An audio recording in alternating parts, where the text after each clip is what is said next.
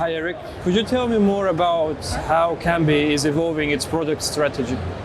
We've been the last 2 years, I would say, very focused on modularizing our technology and our service to create a more open, full sportsbook where our customers can take more control of what goes into the product, the offering, and how to package that out to the players. And another great benefit of modularizing for us is that we're going to be able to start creating side services that we're actually going to sell into operators with their own sportsbook. Another big thing going on for us has been what we call the third generation trading, which is moving towards reinventing the way we essentially build the sportsbook, the trading function, towards an algorithm first approach. Those are two main things going on for us. What industry and consumer trends are driving this? The greatest challenge for any sportsbook is to remove barriers for the end users, in increasing a more and more exciting offering and taking away any type of friction on bet placement. And with better use of data, internal data we have, as well as data from the stadiums, etc., with an algorithmic approach, we believe we can do this better and better, and that's what we see the end users ask for. In the future, it will be less about either insourcing or outsourcing a sportsbook. We see that in most cases it will be a mix of the two. Some will do much outsourcing, big part, and some will be on the other side of the spectrum and do big part in-house, but a bit of outsourcing. So with this modularization, we're creating a product portfolio really that can meet any type of operator's need, regardless of where they are on the spectrum. What are some of the services that Kambi is going to look to offer operators? Of course, first we have our existing great turnkey sportsbook. Also we'll get then is the more open service. I guess in the extreme you can think about it as a pure sportsbook platform. The risk management, the regulatory compliance, and the bet placement functions, onto which operator can choose to take some of our services, but also use other third-party services or build themselves. And then finally on the modularized services, we already have, of course, Abios in esports. We have Shape on the UX side, and now we will more and more be looking to create the trading services as well. Right now, what we think is most exciting to take to the market is our leading bet builder product. What would make Kambi's modularized services unique in the market? We're coming from being a full sportsbook, our turnkey service. So we have the 360 view of the full sportsbook operation, and we have all the data from the full sportsbook operation and all the experience of creating that full sportsbook, and the individual services as part of this that then hugely benefit from that turnkey context, and that's quite unique in how we will create these products.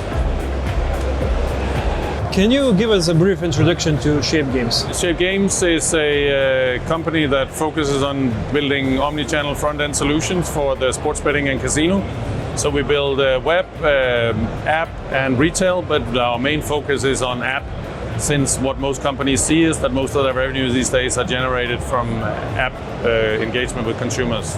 Mm-hmm. Since you joined Kambi last year, can you tell us more about how is your offering complementing theirs?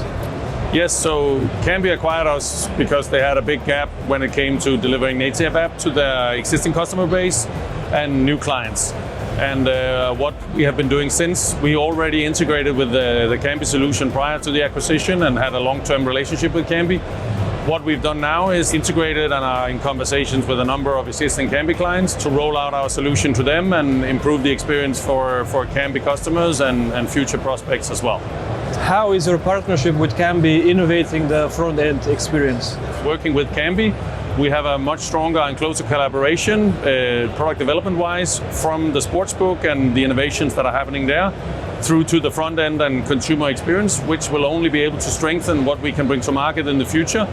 We're very much focused on two areas of product for consumers. One is customization, so making the product more tailored to the individual user.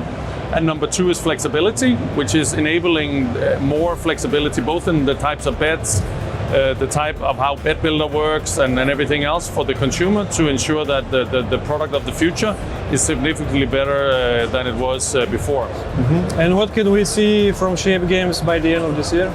Improved product in terms of customization, We're looking at a number of improvements to the product, working with Kambi on enhanced bet builder and a number of other functionalities. So overall, the consumers will see a lot of improvement in the experience they will have when they are visiting customers that get their product provided by Kambi and shaped together. Can you tell us more about Abios and what do you guys do? At Abios, we are a data and content provider within esports and have been for the past 10 years.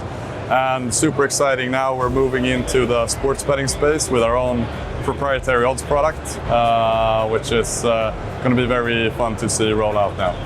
Can you talk a bit more about how does esports fit into the wider sports betting ecosystem? It fits in just like any other sports. It is digital, of course, so it's different in that sense, but the dynamics are very much the same. It's a sports with pros, with fans. Sports betting product fits really nicely in there as another layer of engagement on top of that. Is there a difference in data collection when it comes to sports betting and esports? I mean, to some extent, for sure. Since esports is digital by nature, there's a lot more data produced at sort of high quality. So the question is mostly, how do you get that and how do you work in a smart way with that amount of data? But in the same way, we're talking a lot about third generation trading here and pricing in regular sports. And I think the data feeds that we have there are getting pretty advanced now as well. So it's different, but a lot of the same still.